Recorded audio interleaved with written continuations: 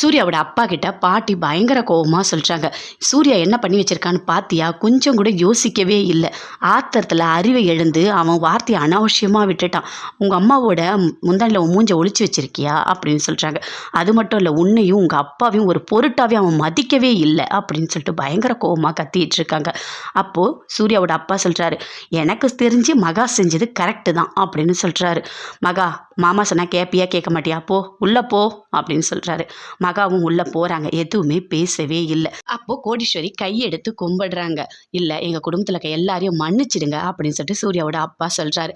டிரைவரை கூப்பிடுறாரு. கூப்பிட்டு சொல்கிறாரு, இவங்க 2 பேரையும் கூட்டிகிட்டு போய் வீட்டில் ட்ராப் பண்ணிட்டு வந்துரு அப்படின்னு சொல்லிட்டு. அவங்க 2 பேருமே மனசு வருத்தத்தோட வீட்டில் இருந்து போகிறாங்க. மகா உள்ளே போயிட்டு அப்படியே பாத்ரூமில் ஷவரில் அப்படியே நனைஞ்சிக்கிட்டே இருக்காங்க. அப்படியே ஒரு மாதிரி ஃபீல் பண்ணிக்கிட்டு இருக்காங்க. ஒரு பக்கம் சூர்யா ஃபீல் பண்ணுறாரு, இன்னொரு பக்கம் ராஜலட்சுமி உட்காந்துட்டு இருக்காங்க. வீட்டு வாசலில் வெளியவே கோடீஸ்வரி அவங்க ஹஸ்பண்ட் 2 பேருமே உட்காந்துட்டு இருக்காங்க. பயங்கரமாக ஃபீல் பண்ணிக்கிட்டு இருக்காங்க. அப்போ பிரபா வெளியே வராங்க. வந்து சொல்கிறாங்க, அப்பா வந்து சாப்பிடுங்கப்பா, மாத்திரை போடணும்ல அப்படின்னு சொல்கிறாங்க. என்னை ஏமா சாப்பிட சொல்கிற? அங்கே மகா என்ன பண்ணுறாளோ எனக்கு ஒன்றுமே புரியல, நான் எப்படிம்மா சாப்பிடுவேன் அப்படின்னு சொல்கிறாரு. என்னப்பா, எனக்கு ரொம்ப கஷ்டமாக இருக்குது அப்படின்னு சொல்லிட்டு பிரபா சொல்கிறாங்க. அக்கா எதுக்காக அங்கே இருக்கணும்? அப்போ அந்த மாதிரி ஒரு காட்டில் இருக்கிறதுக்கு நம்ம வீட்லேயே அக்கா சந்தோஷமாக இருந்துட்டு போகலாம்ப்பா அப்படின்னு பிரபா சொல்கிறாங்க. மகா வீட்டுக்குள்ளே போகும்போது எனக்கு ரொம்ப கஷ்டமாக இருந்தது அப்படின்னு அவங்க அப்பா சொல்கிறாரு. அதுக்கு பிரபா சொல்கிறாங்க, அக்காவை எதுக்காகப்பா அங்கே விட்டுட்டு வந்தீங்க? நீங்கள் கூட்டிகிட்டு வந்திருக்கலாம்ல. அவங்க என்ன காப்பாற்றி அக்காவுக்கு வாழ்க்கை கொடுத்த மாதிரி பேசிகிட்டு இருக்கீங்க. அக்காவுக்கு அந்த வாழ்க்கையே வேண்டாம்ப்பா அப்படின்னு சொல்லிட்டு பிரபா சொல்கிறாங்க. அங்கே இருக்கவங்களாம் மனுஷங்களா அப்படின்னு சொல்லிட்டு கேட்குறாங்க.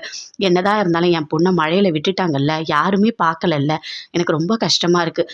இது என் பொண்ணு எவ்வளோ நல்ல மனசு, ஒரு தப்பான இடத்துல நான் கல்யாணம் பண்ணி கொடுத்துட்டேனே அப்படின்னு சொல்லிட்டு கோடீஸ்வரி பயங்கரமாக ஃபீல் பண்ணிட்டு இருக்காங்க.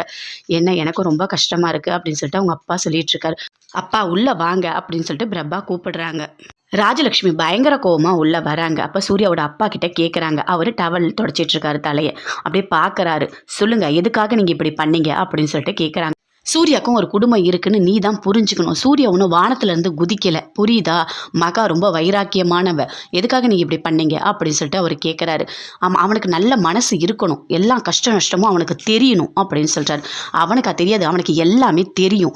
அவன் எவ்வளோ பேரோட ஸ்கூல் ஃபீஸ்லாம் கட்டுறான் தெரியுமா அப்படின்னு சொல்லிட்டு ராஜலட்சுமி கேட்குறாங்க. அதெல்லாம் கட்டிட்டா போதுமா? எல்லாமே அவனுக்கு புரியணும் அப்படின்னு சொல்கிறாரு. அது மட்டும் இல்லை, நீ நினச்ச மாதிரி ஒரு கல்யாணம் பண்ணி வச்சிருந்தா இந்த மாதிரி ஒரு நல்ல பொண்ணு நமக்கு கிடைச்சிருக்கிறது கடவுளோட வரம், புரியுதா? மகா மாதிரி ஒரு பொண்ணு கிடைக்க கொடுத்து வச்சிருக்கணும் அப்படின்னு சொல்கிறாரு. ஒன்று மட்டும் தெரிஞ்சுக்கோங்க, மகா எப்போவுமே நம்மளோட குடும்பத்துக்கு சரிப்பட்டு வரமாட்டா. அவள் கண்டிப்பாக வீட்டை விட்டு போகிற நாள் வரும். நம்ம அந்தஸ்துக்கு அவள் ஏற்றவளே கிடையாது அப்படின்னு சொல்லிட்டு ராஜலட்சுமி சொல்கிறாங்க. தயவு செய்து உன்னை நீ மாற்றிக்கோ அப்படின்னு சொல்லிட்டு அவங்க ஹஸ்பண்ட் சொல்கிறாரு.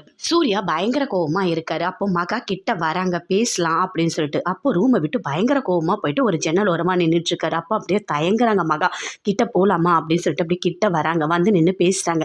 இங்கே பாருங்க, சத்தியமாக நான் சொல்கிறது எல்லாமே உண்மைதான். நான் பேசுறது எந்த சுச்சுவேஷனில் பேசினேன் அப்படின்னு எனக்கு ஒரு அவகாசம் கூட கொடுக்கல. நான் செஞ்சது தப்பு தான், ஏதோ வார்த்தை மூத்தி தெரியாமல் இப்படி ஆயிடுச்சு அப்படின்னு சொல்கிறாங்க.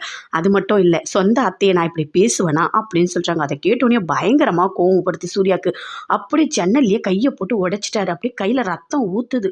அப்படியே ரூம்குள்ளே போயிட்டு கட்டிலில் படுத்துட்டாரு. கையில் ரத்தம் சொட்டிகிட்டே இருக்கு. மகா பார்க்குறாங்க. பார்த்துட்டு பயங்கரமாக ஃபீல் பண்ணுறாங்க. போயிட்டு தண்ணி எடுத்துகிட்டு வந்து நல்லா தொடச்சி விட்டுட்டு கட்டெல்லாம் போட்டுட்டு கையை பக்கத்தில் வச்சு பூத்திலாம் விடுறாங்க. அப்படியே பயங்கரமாக ஃபீல் பண்ணுறாங்க. ராஜலட்சுமி கிச்சனில் சமைச்சிட்டு இருக்காங்க. அங்கே அப்படியே நின்றுட்டு இருக்காங்க. மகா கிட்ட வராங்க.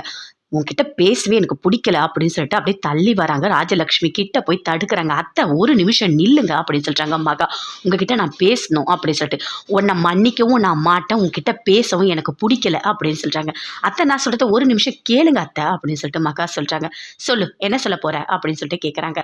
அத்தை, நான் செஞ்சது தப்பு தான், ஆனால் நான் வந்து சூர்யாவை என் பக்கம் இழுக்கணும்னு நான் நினைக்கவே இல்லை அப்படின்னு சொல்கிறாங்க. இப்போ என்ன சொல்ல விரும்புகிற? நல்ல மாதிரியாக நான் உங்ககிட்ட பேசணுமா அப்படின்னு சொல்லிட்டு ராஜலட்சுமி கேட்குறாங்க.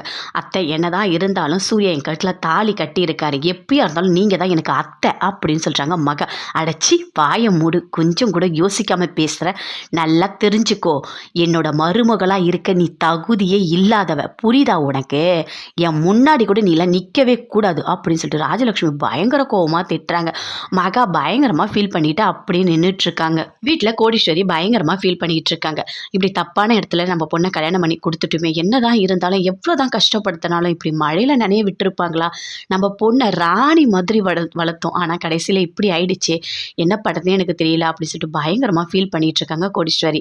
சரி விடு கோடீஸ்வரி, சரியாயிடும் விடு அப்படின்னு சொல்லிட்டு அவங்க ஹஸ்பண்ட் சொல்கிறாரு. அப்பா என்னப்பா சரியாயிடும், என்னதான் இருந்தாலும் நீங்கள் அக்கா வாங்க விட்டுட்டு வந்திருக்க கூடாது, அக்கா வந்து நம்ம கூட தான் இருக்கணும் அப்படின்னு சொல்கிறாங்க பிரபா.